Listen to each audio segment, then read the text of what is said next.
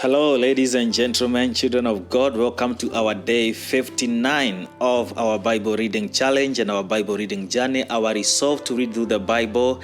On YouTube, it may take a little bit longer than the way it may take on TikTok. On TikTok, this is day 59 of our Bible reading journey, and our resolve on TikTok is to read through the Bible in 365 days or 365 episodes. Now, each episode coming to you every day, but on YouTube, we started the journey sometime earlier, and we stopped it at episode 80 something, and so right now we have picked up and continued from where we stopped, and this is episode 92 for you who is watching on YouTube. This is episode 92, and we believe that the journey we are going to complete it.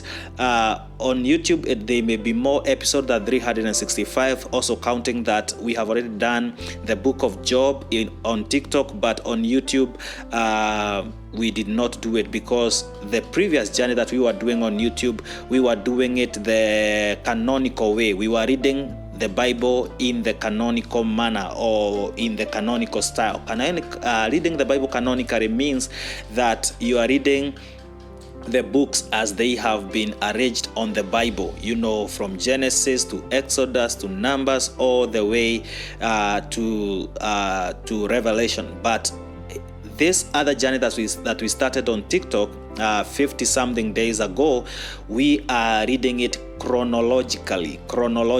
This means that we are not reading the Bible as the books have been arranged. We are reading it the way events actually happened, or how they are estimated to have happened, like how events followed each other. And that means that now we read the book of Job even before we finished the book of Genesis, because the book of Job happens sometime in between the book of Genesis. Okay, so today we will be reading Numbers chapter number 11, Numbers chapter number 12, and Numbers chapter number 13. We will be reading 3 chapters, and I believe we are going to be blessed. As I said, the book of Numbers is divided in 3 parts. The first part is chapter number 1 to chapter number 10. The next part is chapter number 11 to chapter number 22, and then the last part is 23 to the end. And so we have already finished with the first part, which is the first census that happened, and now we are about to see the journey, because from where we stopped yesterday, the children of Israel, the cloud has lifted up, and we said as soon as the cloud lifts up and starts moving, the children of Israel would move. If the cloud settles at a certain place, whether it's the cloud of fire during the pillar of cloud during the day, or the pillar of fire during the night, wherever it's settled or he settled, because we say that this pillar of cloud was actually an angel of the Lord. So wherever he settled, that is where the children of Israel settled. The direction he took, that is the direction the children of Israel took. So they were not leading themselves. Maybe if they were leading themselves, they would have ran into Canaan straight away, but because of how the angel of the Lord is leading them, they spend over 40 years. And now what we are reading between Numbers 11 to Numbers 22 is that particular journey and the challenges that they faced, and how stiff-necked they are. That is what we will be seeing even as we continue. So today we read Numbers 11, 12, and 13. And the disclaimer still stands that this may not be a short video, and also this may not be for entertainment. Although, as I said, the Bible is very entertaining, you will always find yourself laughing at some of the stories that we read, but this is not meant for entertainment. It is meant for those who have a resolve to read through the Bible. If you are that one person, then let's read on. Numbers chapter number 11 verse 1, the Bible says, and when the people complained, it displeased the Lord, and the Lord heard it, and his anger was kindled, and the fire of the Lord burnt among them, and consumed them that were in the uttermost part of the camp. And the people cried unto Moses, and Moses prayed unto the Lord. The fire was quenched, and he called the name of the place Taberah. because the fire of the Lord burnt among them. Verse number 4, and the mixed multitude that was among them fell a lasting, and the children of Israel also wept again, and said, Who shall give us flesh to eat? We remember the fish which we did eat in Egypt freely, and the cucumbers, and the melons, and the leeks, and the onions, and the garlic. But now our soul is dried away. There is nothing at all beside this manna before our eyes. And the manna was as coriander seed, and the color thereof as the color of delium. And the people went about and gathered it, and ground it in mills, or beat it into a mortar, and baked it in pans, and made cakes of it. And they ate, and the taste of it was the taste of fresh oil. And when the dew fell upon the camp in the night, the manna fell upon it. Then Moses heard the people wept throughout their families, every man in the door of his tent, and the anger of the Lord was kindled greatly. Moses also was displeased. And Moses said unto the Lord, Wherefore hast thou afflicted thy servant? And wherefore have I not found favor in thy sight, that thou layest the burden of all these people upon me? Have I conceived all these people? Have I begotten them, that thou shouldest say unto me, Carry them in thy bosom, as a nursing father beareth a suckling child, unto the land which thou swearest unto their fathers? Whence should I have flesh to give unto all these people? For they weep unto me, saying, Give us flesh, that we may eat. I am not able to bear all these people alone, because it is too heavy for me.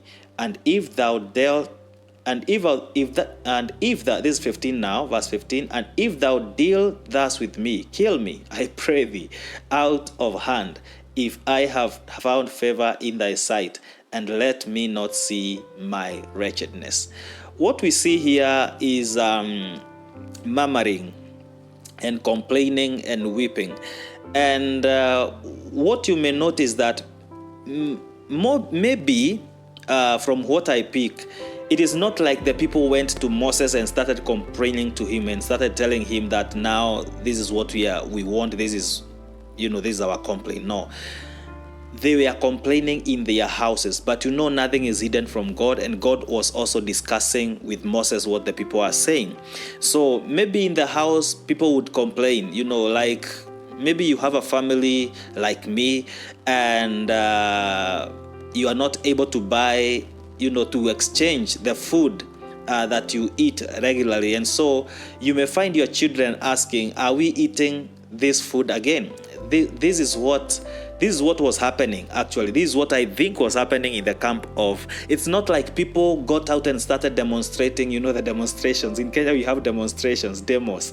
It's not like they did a demo, and went to Moses and said, give us meat or we kill you. No. It's actually they were complaining from their houses. It's like when you have gotten used to a certain food so much, but you cannot afford any other food. And so the people started despising actually the food that they were being given. And that is what we see, them saying that all we have is just this manna. It's like in a house, the children asking, are we eating this food again? Can't we change food? And so on and so forth. And this is what reached the Lord. And then God discussed it with Moses, and Moses now is complaining and telling God, kill me. Where do you want me to get meat for them? And they are saying in their houses, they are telling each other, we remember how we used to eat meat in Egypt, how we used to eat fish in Egypt. Oh, I miss the fish we ate in Egypt. That is what they were saying. It is not like they were complaining, like outrightly coming to Moses and saying, give us or we deal with you. No, they were complaining in their hearts. This tells us that God sees even in the secret places where people are. Verse number 16.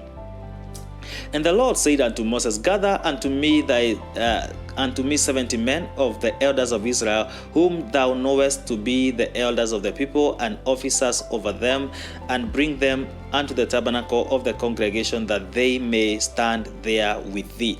Now, Moses has said that this burden of carrying the children of Israel is too hard for him. So, and as I said in a past episode, God is continually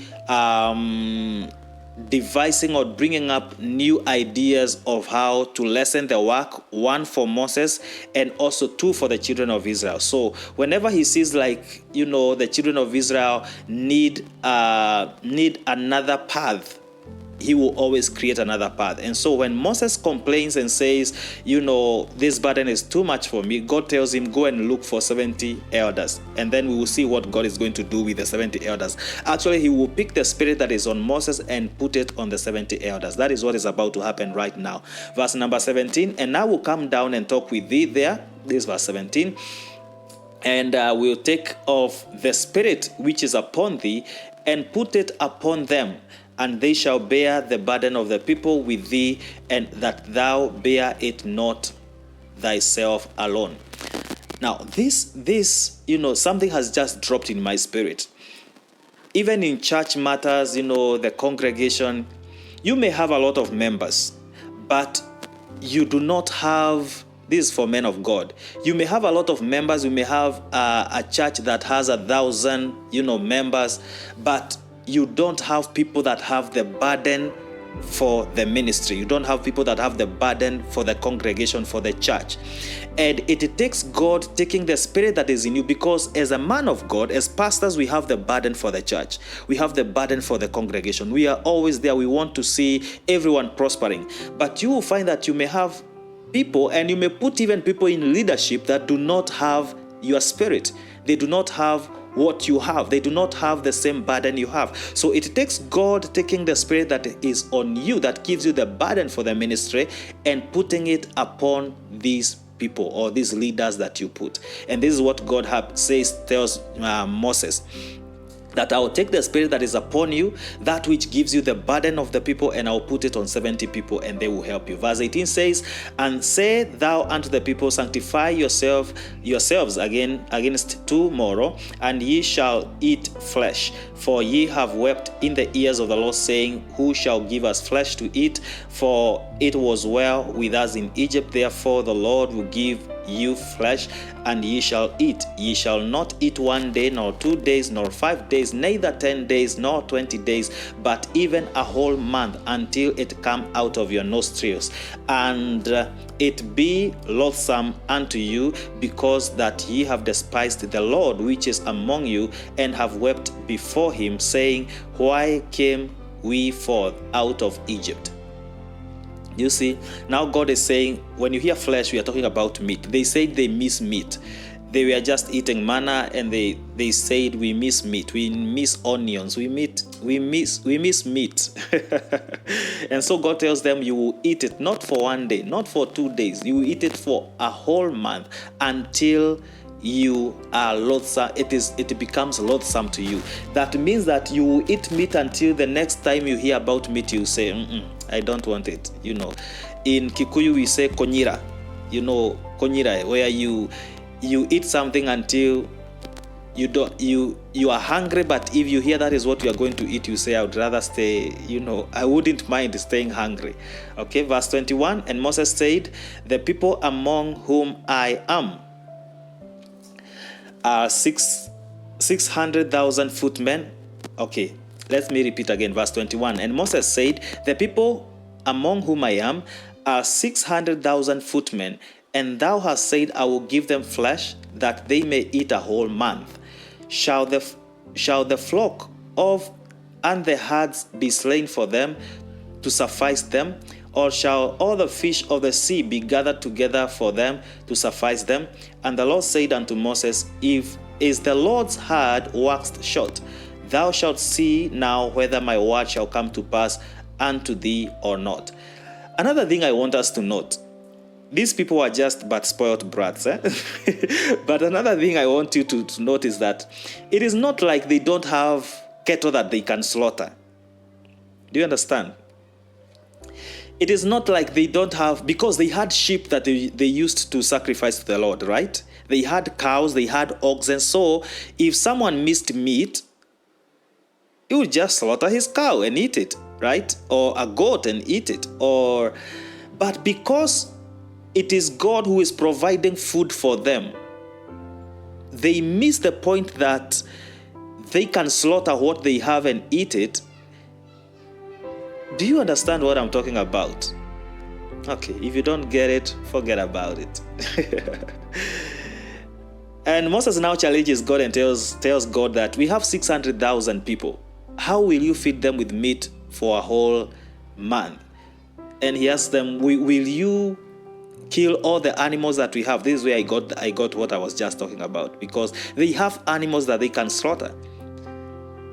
So it is not like they did not have meat. It's just they are troublesome. Okay?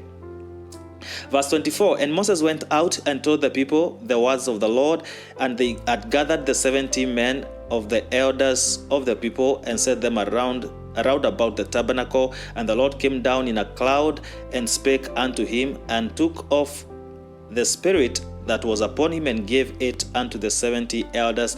And it came to pass that when the Spirit rested upon them, they prophesied and did not cease. I had someone the other day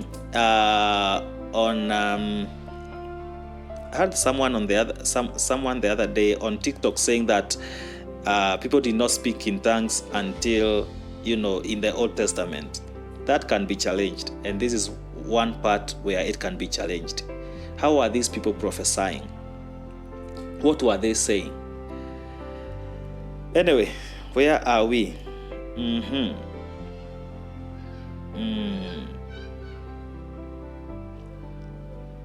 And did not cease. Verse 26 says, but there remained 2 of the men. See how stubborn men are. When Moses called 70 elders, so 68 came and 2 refused to come. They stayed in their tents. So what happened? Verse 26, but there remained 2 of the men in the camp. The name of one was Eldad, and the name of the other was Medad.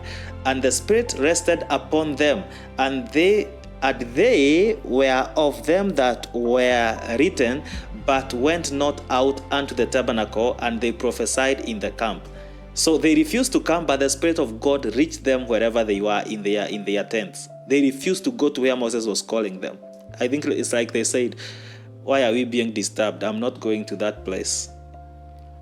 Verse 27, and there ran a young man and told Moses and said, Eldad and Medad do prophesy in the camp. And Joshua the son of Nun and the servant of Moses, one of his young men, answered and said, my Lord Moses, forbid them.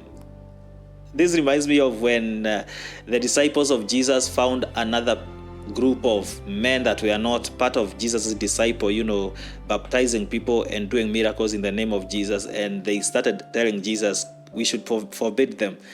And Moses, what did Moses say? Verse 29, and Moses said unto them, enviest thou for my sake? Would God that all the Lord's people were prophets, and that the Lord would put his Spirit upon them. And Moses got him into the camp, he and the elders of Israel. So Moses said, my desire would actually be that everybody in this camp would prophesy. There was, and we will see it, people started asking themselves, is Moses the only person that can be a prophet? So Moses was very humble, and this is why the Bible says that Moses was humble, because he was saying, I wish everybody was a prophet. I wish I was not the only one that is special.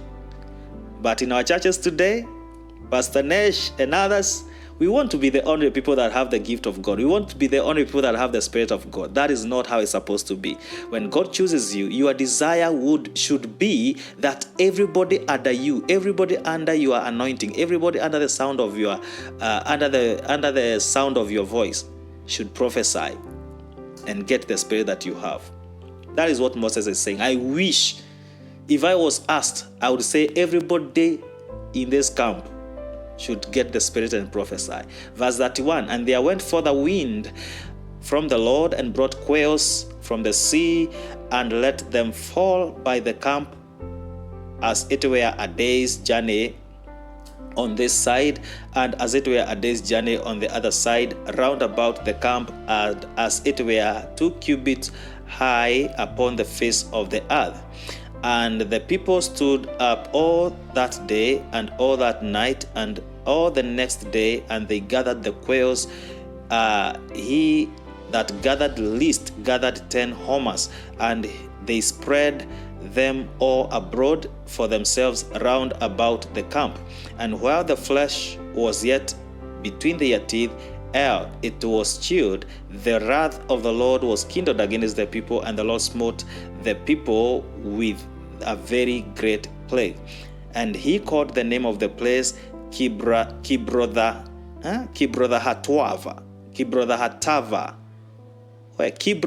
Hatava.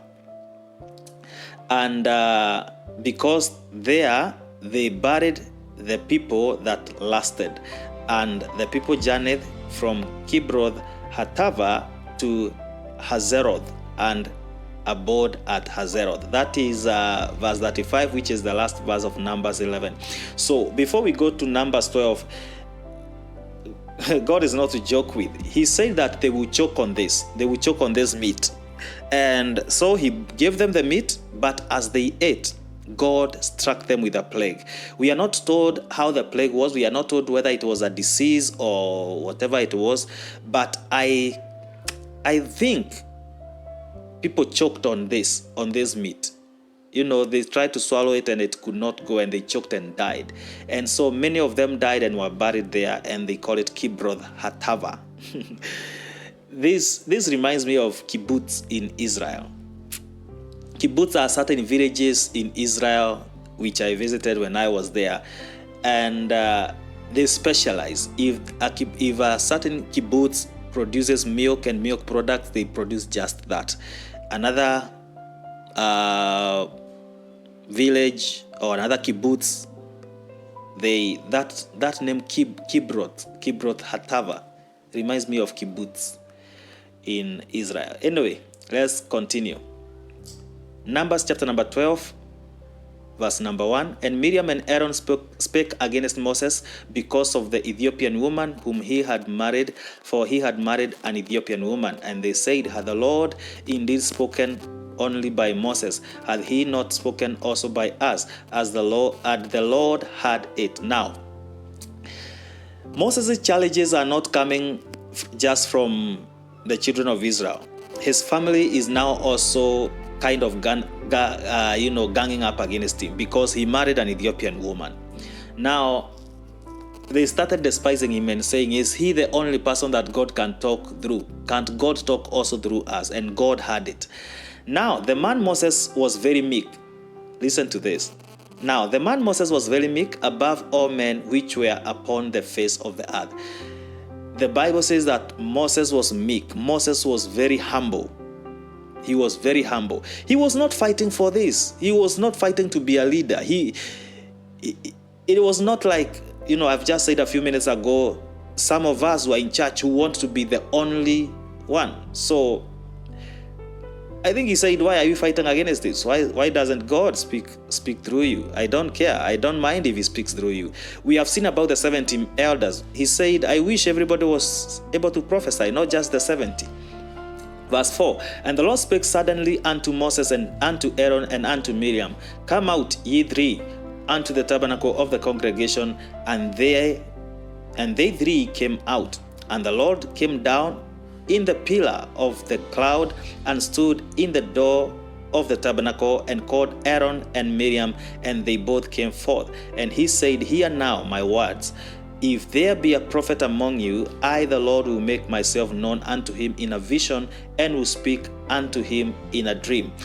Now, God is telling them that, yes, you are prophets, but to you, I speak to you in dreams and in visions. Remember when Aaron was to meet with Moses in Exodus chapter number 3 or 4, thereabout. And he says that God spoke to him in a vision. God spoke to him in a dream. So God is telling them that I speak to you in dreams and in visions. But number 7, he says, but my servant Moses, I've added the word but. The King James does not have the word but.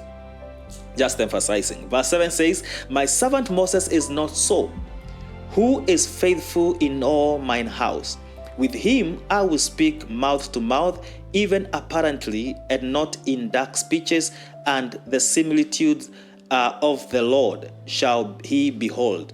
Wherefore then were ye not afraid to speak against my servant Moses? Wherefore then were ye not afraid to speak against my servant Moses? I wish I could preach on this, because there is so much to this. This teaches us protocol. You know, I've had people online, people everywhere saying, oh, we are all the same, we are all equal in the eyes of the Lord. Come on, give it a break.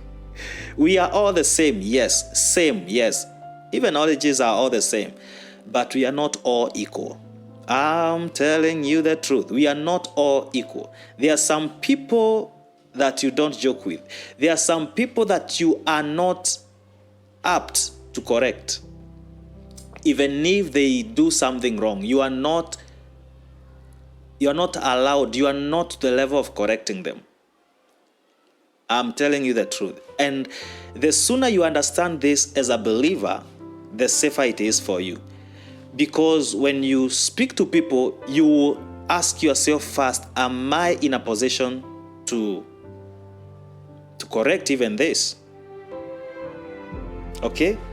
So God asks Aaron and Miriam, were you not afraid to speak? Why were you not afraid to speak against my servant Moses?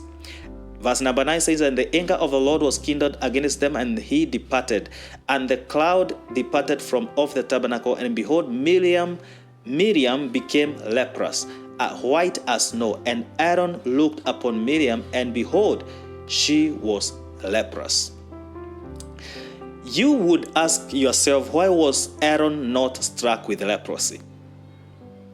This is why I'm saying I wish I had time to preach on this. It is all about protocol. One, you need to understand that Miriam was below in the ranks, in the spiritual ranks. Miriam was below Aaron, and Aaron was a prophet, had been designated the position of Moses' prophet. So Aaron had some kind of a leeway, of an allowance to correct Moses, or to sit down with Moses and discuss with him spiritual matters, and matters concerning his character, because he was a chosen priest. And also remember, he is the one that if you are unclean, it is him that would clear you, to say that you are now clean, you are now cleansed, you are now okay. So there is so much to this, where you know why Aaron, or you can understand why Aaron was not struck with leprosy, but Miriam was struck. We don't have time to go into all that. Actually, I see my time is very much spent, and we have to do Numbers 13. So verse 11 says, and Aaron said unto Moses, alas, my Lord, I beseech thee, lay not the sin upon us, wherein we have done foolishly, and wherein we have sinned. Let her not be as one dead, of whom the flesh is half consumed, when he cometh out of his mother's womb. Verse 13 says, and Moses cried unto the Lord, saying, heal her now, O God, I beseech thee. And the Lord said unto Moses, if her father but had verse 14 says, and the Lord said unto Moses, if her father had but spit in her face, should she not be ashamed 7 days? Let her be shut out from the camp 7 days, and after that let her be received again. And Miriam was shut out from the camp 7 days, and the people journeyed not till Miriam was brought in again. And afterward the people removed from Hazeroth and pitched in the wilderness of Paran. So Moses tries to intercede for Miriam, and asking God to heal her, but God says she must serve her sentence, and the sentence is for her to be outside the camp. Now, allow me to read very fast without explaining anything. Numbers 13, okay? Numbers 13 verse 1, because I see we are already above the 30th minute mark. Numbers 13 says, And the Lord spake unto Moses, saying, Send thou men that they may search the land of Canaan, which I give unto the children of Israel. Of every tribe of their fathers shall ye send a man, every man a ruler among them. And Moses, by the command of the Lord, sent them from the wilderness of Paran. All those men were heads of the children of Israel. Even if I said I will not explain anything, this is something that we will come, in the book of Deuteronomy, we will come to discover that this was actually not the Lord. It was actually the elders that came and advised Moses to send people. But sometimes, you know how God speaks and how our minds speak to us and how friends speak to us. A friend can speak to you to a point that you think it is God directing you. A family member can speak to you to a point that you think it is God directing you, yet it is not. So Moses at the onset thinks it is God commanding him to send people to Canaan, but God never asked him to send people to Canaan to go and spy. Okay, let's rush through. And he's insisting that all these were actually elders. They were actually leaders of the people. So it was not just people taken in random. So at random. So when they comes to rebel, because we shall see their rebellion later, you will know that it is the leaders of Israel actually causing the children of Israel to rebel. Verse number 4. And these were their names: of the tribe of Reuben, Shammua the son of Zakur; of the tribe of Simeon, Shaphat the son of Hori; of the tribe of Judah, Caleb the son of Jephunneh; of the tribe of Issachar, Igal the son of Joseph; of the tribe of Ephraim, Hoshea the son of Nun; of the tribe of Benjamin, Palti the son of Raphu; of the tribe of Zebulun, Gadiel the son of Sodi; of the tribe of Joseph, namely the tribe of Manasseh, Gadi the son of Susi; of the tribe of Dan, Amiel the son of Gemali; of the tribe of Asher or Asher, Sedur the son of Michael or Mikael; of the tribe of Naphtali, Nahbi the son of Vophsi; of the tribe of Gad, Geuel the son of Machi; of the and these are the names of the men which Moses sent to spy out the land. And Moses called Hoshea the son of Nun Jehoshua. Verse 17. And Moses sent them to spy the land of Canaan, and said unto them, Get you up this way southward, and go up into the mountain, and see the land what it is, and the people that dwell therein, whether they be strong or weak, few or many, and what the land is that they dwell in, whether it be good or bad, and what cities they be that they dwell in, whether in tents or in strongholds, and what the land is, whether it be fat or lean, whether there be wood therein or not, and be ye good of good courage, and bring the fruit of the land. Now the time was the time of the first ripe grapes. Verse 21 says, So they went up and searched the land from the wilderness of Zin unto Rehob, as men come to Hamath. And they ascended by the south, and came unto Hebron, where Ahiman, Sheshai, and Talmai, the children of Anak, were. Now Hebron was built 7 years before Zoan in Egypt. And they came unto the brook of Eshcol, and cut down from thence a branch with one cluster of grapes, and they bare it between two upon a staff, and they brought of the pomegranates and of the figs. And the place was called the brook of Eshcol, because of the cluster of grapes which the children of Israel cut down from thence. And they returned from searching of the land after 40 days. You see, up to that point, we have not found any issue. Okay?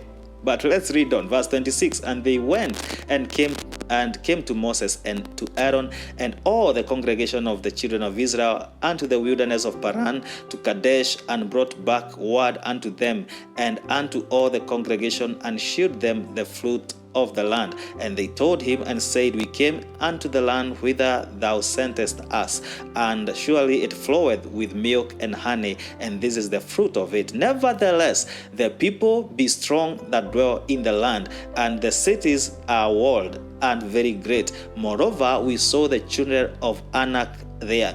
Verse 29, and the Amalekites dwell in the land of the south, and the Hittites and the Jebusites and the Amorites dwell in the mountains, and the Canaanites dwell by the sea and by the coast of Jordan. And Caleb stilled the people before Moses and said, Let us go up at once and possess it, for we are well able to overcome it. That is a man speaking out of faith. But the men that went up with him said, We be not able to go up against the people, for they are stronger than we. And they brought up an evil report of the land which they had searched unto the children of Israel, saying, The land through which we have gone to search it is a land that eateth up the inhabitants thereof, and all the people that we saw in it are men of a great stature. Verse 33, which is our last verse for today, and the last verse of Numbers 13 says, And we saw the giants, the sons of Anak, which come of the giants, and we were in our own sight as grasshoppers, and so we were in their sight. And so were we in their sight. This is not what God wanted. When God promises you something, He does not want you to go spying. When God tells you that He's going to give you a business, He does not want you to go there looking at, how well you can prevail in it, or whether the people in it are currently making profits or losses. That's not God. When God tells you, I want you to get into this business, He wants you to get into that business. He does not want you to go spying. He does not want you to go start saying, I'm afraid, I don't know if I'll make profit. The people who are already doing the business are saying they cannot make profit. The times are hard. He wants you to go. God will never send you to spy what He has already promised you, because He knows if you spy, you will be spying using your eyes. The Bible says we walk by faith, not by sight. Anyway, that's our read for today. May God bless you. May God keep you. May God lift you higher than I am. Until you hear again from me tomorrow, shalom and keep the faith.